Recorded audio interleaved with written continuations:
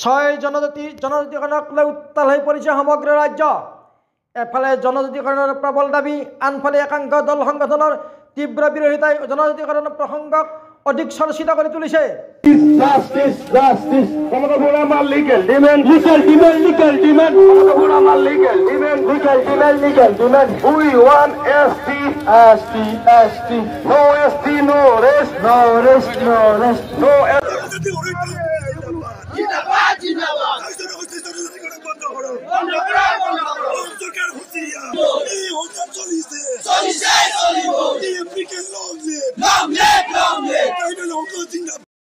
জনজাতিকৰণ প্ৰসংগই ৰাজ্য উত্তাল কৰি তোলাৰ সময়তে বিটিচি প্ৰধান হাগ্ৰামা মহিলাই দিলে নো অবজেকশ্যন। ছয় জনগোষ্ঠীৰ জনজাতিকৰণৰ ক্ষেত্ৰত আমাৰ বহুত স্পষ্ট কথা, একো ইফেক্ট নকৰাকৈ ছয় জনগোষ্ঠীক জনজাতিকৰণ কৰাৰ ক্ষেত্ৰত কোনো আপত্তি নাই আমাৰ, কিন্তু এক্সিষ্টিং ট্ৰাইবেলে একো ক্ষতি হ'ব নালাগে।